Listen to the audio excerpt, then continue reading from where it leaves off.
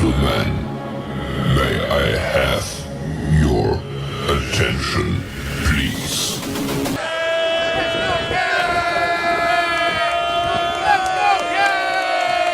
The show starts in 3, 2, 1, go. Good morning, CaneSport. It's August the 10th, 2022. I'm Gary Ferman, the publisher of CaneSport.com, joined as always by our managing editor, Matt Shodell, as we discuss the news of the day, presented as always by LifeWallet, where the time is now to take charge of your personal health. And Matt, we got a little bit of recruiting to talk about this morning. How about that? We've been doing so much talk about the team that we almost forgot that there's recruiting taking place. Couple very interesting stories on the website this morning. Let me talk first about the quarterback, Emery Williams. And we've consistently reported what he has said, which is, I am solid with Miami. I'm solid with Miami. I'm solid with Miami. I'm solid with Miami. We keep waiting for the but. Well, I think we found the but he's still solid with Miami. So, let's talk about that for a minute. So, Florida State is taking a big time run at Emery Williams. He lives in the Florida Panhandle, which is just a short drive to Tallahassee. It's logical for him to consider Florida State. Let's be honest, no matter what they've said. And Florida State is trying to convince him that that is a better place for him to go to school. Matt, you did some reporting on that story in the last, I'd say, 12 hours or so. What's your feeling on where things stand right now with Emory Williams? Yeah, look, Emery and his family, they aren't really releasing a lot of information, so you got to go to sources and sort of try to figure out what's going on. And from what I've gathered, it sounds like under the radar, Florida State's trying to sneak in a little bit. But Emery's pretty locked in with Miami. He doesn't want Miami coaches, I don't think, to worry about him, and have to put their attention on, oh my gosh, we need to spend a lot more time on Emory Williams instead of these other guys they're trying to get. If signing day was today, Emory Williams would sign with Miami. But the source basically said, listen, it's August. Signing day is not till December. A lot can change. And when Emory committed to Miami, Florida State was not willing to offer him at that point. Now, from just reading between the lines, and the source I talked to didn't want to divulge too much and sort of make it apparent who he is, or she is, or it is, if it's a Labradoodle. But reading between the lines of what this person said, or animal said, creature as whoever that offensive lineman was referred to. Oh my God. It sounds like FSU has offered, from just reading between the lines, and that they want him pretty badly. It's not far from his house. It's a school that I think the family would be okay with him going to, but he's not willing to commit to even visiting at this point because he committed, and he's trying to focus on his season, and then, things will happen. My prediction is there's going to be some drama here. That's my personal feeling after talking to this source. But for right now, we're basically just putting a story out saying there might be some drama. Stay tuned, however you want to put it. It's difficult sometimes because a recruit and a recruit's family don't really want to put the cart ahead of the horse, to speak your lingo from the 1920s. They want to sort of be in the now, and right now they're committed to Miami. So it's sort of hard even for people around the family to sort of glean some of this information. But what we were able to get is what we reported this morning. So I encourage people to read it. All right. First, oh God, you're drinking that junk again. All right, listen. First of all, on behalf of all the Labradoodles out there in the world, I'm going to read a text that I received this morning. I'm not going to say who it came from, but it says, Matt is a pain in the ass. I find him so annoying. He goes too far to be against everything you're saying. I just can't listen to him anymore. He needs to tone it down. Okay, that's a Labradoodle owner, I'm sure. Okay, because you're constantly ragging. No, listen, I told my mother to delete your phone. I told my mother to stop sending you texts. I don't know why she's still sending you texts. Well, you're annoying the heck out of somebody, and it's probably because of all your shots at the Frankenstein Labradoodles or whatever. I apologize. I can't help it. Like, this is not just a news show where we sit here like, name your favorite newscaster from the old days who would just report the news with sort of this monotone voice, so-and-so happened in, South America, so-and-so happened in the Middle East, so-and-so happened in Europe. Like, that's not the show. This is supposed to be entertaining. And, I'm sorry, I'm an annoying person. This is not the first time I've heard it. It doesn't shock me. It doesn't upset me. Negative, you're annoying, and you hate labradoodles. I concur that I annoy a decent percentage of the population, but I can't change. I would strongly encourage you, Gary, to let me sleep in and use a Zuby or something. Like, what do we need to aggravate people for every morning? It's very disheartening. All right, let me get back to Emery Williams. All right, here's the deal, in my opinion. This is round one of recruiting right now. This whole thing is starting all over again at the end of the season, let's say December 1st, okay? And we're going to see a lot of this, okay? Kids' values are going to go up. Kids' values are going to go down. NIL, wink, wink offers are going to go up. They're going to go down. And it's going to be the wild, wild west all over again in December. So, look, no matter what anybody says, nothing is the deal's not a deal until it's a deal, and that won't be till signing day. Okay, so Florida State won't be the last school that probably takes a shot at Emory Williams if he has a good year. If he doesn't have a good year, nobody's going to be taking a shot at him, and that's the bottom line. Will he flip? Who knows? I don't think Matt and I can make a prediction there. I spoke to him before the recent barbecue on campus, and he couldn't have been more happy to be there. He was with his mom and dad. They were thrilled to death. They made it a point to talk about how much they love Miami, and he doesn't mind the competition. He said every right thing. He and his family, they are stand-up great people. And for fans out there that don't understand this, I know you're all Miami fans. You want everyone to be all about the Hurricanes. But think about it if it's your child or if a family member is making this decision. On face value, there's 2 quarterbacks in the class. Not ideal on face value at any program for a quarterback. It just isn't. On face value, you always want to have your child be able to explore their options. I understand if you're a quarterback, you need to take a spot because if you don't take it, someone else, they will go to the next. If you go to Florida State, there's going to be competition there too. And I'm telling you, I'm watching Ja'Cory Brown every day in practice, and I don't think he's going to be a future answer quarterback based on what I'm saying. If you disagree with the fact that taking 2 top quarterbacks in a class is not a great situation for either of them in terms of getting early playing time or playing at all, if one of them is better than the other, then I disagree with you. I don't know what you're saying. You got to be willing to compete. You got to be. You can't be scared. Okay. Why can't you compete against somebody a class ahead of you in a class behind you and wait your turn like in the old days? Doesn't matter. I don't understand the problem with that. It doesn't matter. What's it got to do with competition? Anybody who's any good is leaving after 3 years anyway. It doesn't matter. It's like you go, you compete, you see how good you are, how good you can be, and then if you just have to go somewhere else, you transfer. But so what number of quarterbacks is too many then in one class, Gary? That you'd say, oh, maybe that is too many. 5? I think 2 is the right number. I think 2 is the right number. I think Miami needs to take 2 this year, and I think they're doing the right thing. And I think Emery Williams is making a good decision. And I don't think it's a lock that Jaden Rashada is going to be a better quarterback than him.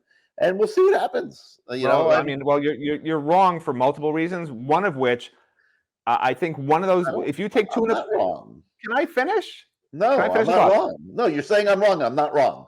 Tyler Van Dyke was no place 12 months ago. Now he's one of the best quarterbacks in the country. If you're good enough, you're going to rise up.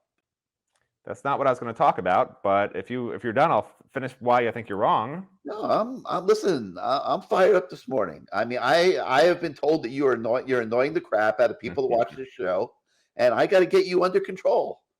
So I'm on a mission, man. All right, then I won't explain it. Go ahead. Next. He's not wrong, okay? You have to be willing to compete. Tyler Van Dyke was willing to compete. Look where he ended up here. Again, that's not where I was going with my thoughts. Jake Garcia's not running for the woods. He's gonna come be the number 2 quarterback here this year. If Tyler has to come out, he's going in, and he's gonna have a leg up to be the starter next year, which will be his 3rd year. He'll be right on schedule. Everything's great. So you can't be afraid. You can't. But again, Just don't annoy anybody. That had nothing to do with what I was talking. You keep Okay, putting words in my mouth. Say whatever The you want. reason you Don't annoy anybody. The reason I feel you take one a class is A, if you take two, chances are fairly high one will eventually transfer out. But the bigger reason to me is why you want to have one in each class is because you want to have 4 or 5 quarterbacks on the roster. And if you take two in one class that are both pretty good, which these guys are, now you're sort of maybe missing that 2024 top quarterback in the country because they'll look and say, oh my gosh, Miami's got whoever, Jake Garcia, Jakari, now 2 more young quarterbacks. There might be a better opportunity at a different school. So that's it affects the future class. That's what I was trying to get at. That's why it's not ideal, not only because one might transfer eventually, but you're also affecting the next class potentially. Yeah, but if these guys are good enough, it doesn't matter. And Jakari might leave, man. I'm not seeing any evidence that he's going to be in a good place when you look at what's going on with these 2 kids coming in and he could be the number 4 guy next year. So, you can't have enough of these quarterbacks. You really can't. You really need 5 on a roster. Like I said, you would take 5 or 6 quarterbacks in a class if you could. That's great. No, but you need more power to you. You need to take 2 when you can to keep up pace, the pace of the attrition. If you can get 2 great ones every class, great. But if you take 2 and one of them has to leave and now you didn't get one the next class, that's the issue. Hopefully they can just keep taking 1 or 2 great ones every single cycle. But I've seen in the past when they take 2 and they both aren't great, but the perception is they are, that's when Miami's fallen into problems. Like, remember they took Kirby Freeman and who was it? One other guy in that same class. They both failed. They didn't get a quarterback in the next class because of that, and they wound up being bad at quarterback for 4 or 5 years because of that one miss in that one cycle. So to me, you spread it out, but whatever. But with the transfer portal, it doesn't even matter because if they strike out, they'll just go in the portal. Like it's so easy now to fix misses. It's not even that big a deal, honestly. You better just keep recruiting quarterbacks, whether they're transfers, whether they're high school quarterbacks. You better keep recruiting them because there's going to be attrition. There's going to be misses. Just better keep going. All right. So that's one story that's on the website today. You guys can read up on that and get the full story on Florida State's pursuit of Emery Williams. There's another really, really good recruiting story that I want to talk about, Matt. And I put some time into this one yesterday, and that's Jaden Bonsu, the defensive back from New Jersey. For so long, he was presumed to be about to commit to Miami. We were just penciling him in on the commit list. Ohio State comes swooping in, presumably with a big NIL offer. We're just guessing there because things did kind of change the mood. In the mood of the room did kind of change a little bit. And now everybody's predicting that Jaden Bonsu is going to Ohio State. Well, I did some checking on it yesterday, and I can confidently say that I think Miami is very much alive in this race. And we spoke to his high school coach, who confirmed that he would not be surprised if Jaden Bonsu signed with Miami. So if you're reading and seeing people saying that this is over, and the announcement's coming on the 14th, Matt, I believe. Okay, the announcement's coming on the 14th, which is 4 days from now. But if you're seeing, and he might go with Ohio State, but if you're seeing people say that this is done, it is not done. Miami's in there fighting tooth and nail for this kid. He's a safety prospect that they really, really, really like. And we encourage you, take a look at the story that's on the website this morning, where we spoke to his high school coach to get a different perspective, maybe, from what you're hearing out on the street. You agree with that summation, Matt? I mean, look, Ohio State's going to sue you for saying they offered an NIL deal to a recruit. They did not do that. Maybe someone affiliated with them illegally made some promises. Maybe that's what you meant. He also is not, the coach did not say he's going to sign with Miami. The coach said he wouldn't be surprised if he committed to Miami. So let's correct that misnomer as well.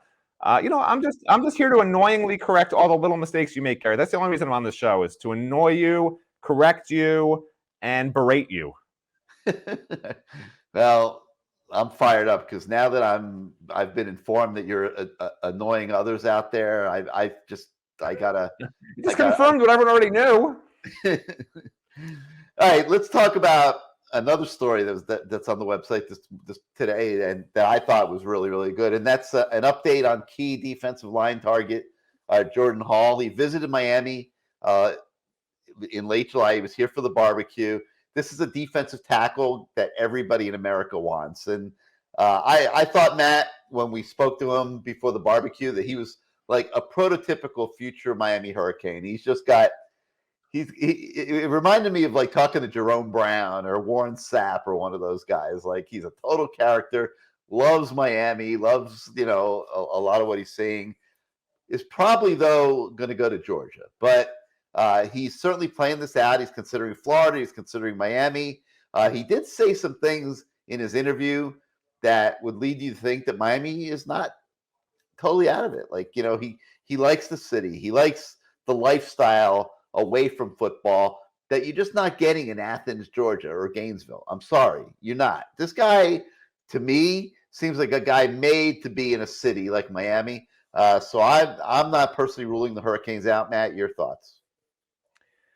Okay, well, first let's clarify. We didn't talk to him, which is interesting because obviously, being a reporter, if you're a good reporter, you have to identify yourself. So everybody we talk to knows we cover the Miami Hurricanes. In this particular case, it was a national On3 reporter who did the interview that we listened to and sort of helped shape the story. But it's a little different because when it's a national guy talking, it's sort of what it's supposed to be, which is impartial, which is, the recruit's not speaking to one particular school. He's speaking to all the schools that he's considering. And you certainly get the sense from what he said that Georgia's leading. There's no doubt about it. But you also get the sense that this is somebody who wants to have a tremendous amount of fun with this recruiting process. And when you see student athletes like that who say their goal is to go a place where they could work hard and have great food, and that they want to not announce just on signing day, but the day after signing day, so they could be special and throw some hats around. No, he said he wasn't going to do the hats. He said he was not going to throw hats around. Well, whatever it is, he said he's going to do it the next day after signing to be special about it. But he said he whatever wasn't the hats. I liked what I heard. The hats doesn't matter. The point is he wants to have his own day. He said, I'm not going to be disrespectful. I'm not going to throw hats around. Forget the hats. The point is he wants his own day. He wants Jordan Hall signing day. He doesn't want to sign with everyone else because he's special, And recruits that view things that way tend to have a very, very strange / drama-filled recruitment where they could wind up anywhere. It reminds me of that recruiter said we'll choose Alaska State. I don't remember who that was, but it's like that type of a prospect here. And it's gonna be fun to cover him. It's probably gonna make fans from many different schools crazy over the next 4 months. And we'll see where it leads. Miami's in it. And for a recruit like this, where really, sort of anything goes, I mean, they could win at the end. They could. I don't think that's out of the realm of possibility at all. All right, we got a couple more stories to talk about that are on the website this morning. But first, let's hear from our friends at Life Wallet.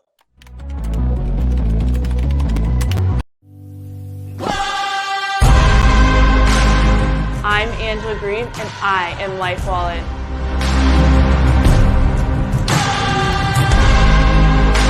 Since I've had Life Wallet, I have felt more secure to play. To protect you and your family, download Life Wallet now.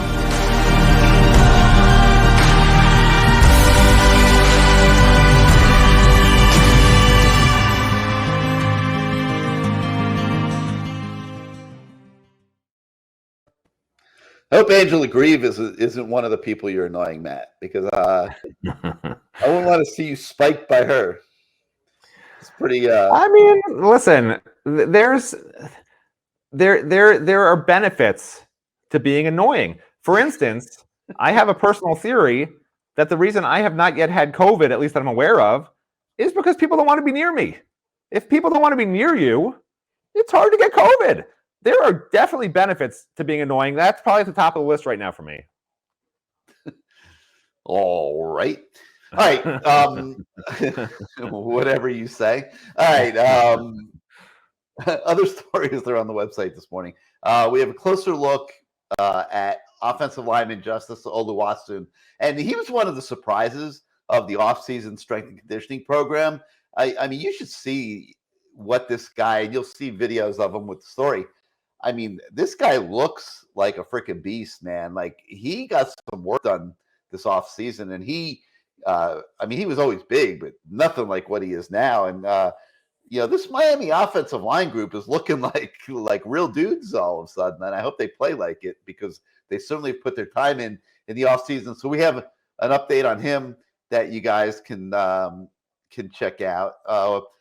We also have an update on a couple other players on the team. We talked to DJ Ivey, who is battling to be in the rotation at cornerback, and Akeem Messidor, who is battling for a starting position on the defensive line. And Matt, I wanted to talk about the Messidor story for a moment because there was something that was kind of interesting about it.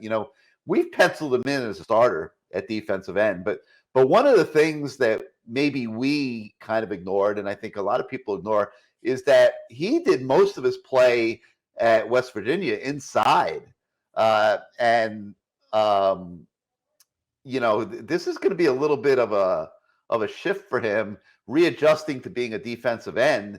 And he kind of alluded to that in the interview, that he was struggling a little bit with getting some of those skills back. He thinks he'll be okay. Wanted to leave West Virginia was he wanted to be a defensive end and didn't want to play defensive tackle. And then he comes in front of the media, and like what Jalen Knighton did the other day, he just says the exact opposite of what everybody thinks and says how he's so comfortable at defensive tackle and he's got to really adjust to playing defensive end and figure things out, and his eyes can't handle the tight end. And I didn't understand it. Like, I don't what's going on? I don't think he was saying he wanted to be a tackle. He said he's most comfortable with tackle, though. I mean, right. Which was confusing. But it's almost like these guys come out there and they just want to confuse us, Like DJ Ivey comes out there and every answer, no matter what question you asked him, was, "We're working hard." Hey, DJ, what do you have for lunch yesterday? I was working hard having lunch. I mean, that literally, like, you watched that interview, every answer had working hard worked into it in some manner, some way, shape, or form for 5 minutes. It was kind of one of the more interesting, it reminded me of the flying around Randy Shannon interviews, where every answer was, we've been flying around, defense is flying around, offense is flying around. They've obviously been trained by the sports information department very poorly because they're not giving us anything fun to write about. Yeah, well, I mean, what I walked away from is that he was a little surprised that it's not coming easily for him at defensive end. But listen, Miami's better on the offensive line, and it's not going to be a walk in the park going against these guys this year, I don't believe.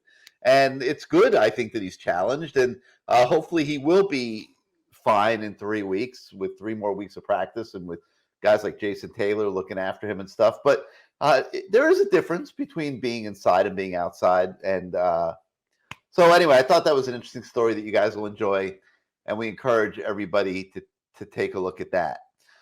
All right, so that's going to do it for Good Morning CaneSport this morning. Stay on the website throughout the day. We've got some things working. I'm expecting some good stories to pop up in the afternoon as well. As always, we thank you very much for spending the first part of your morning with us. Hit your like button, hit your subscribe button. It helps us with YouTube. If you're not a CaneSport.com subscriber, please go and take advantage of our $1 special for your first year. It was part of our deal with joining the On3 network. We want to bring the whole Miami fan base together on CaneSport.com this year, and we think you'll like what you find, and you'll want to stay with us for many, many years. So that's the goal with that. So for Matt Shodell, I'm Gary Ferman. Thank you once again for joining us this morning, and we'll see you tomorrow, everybody.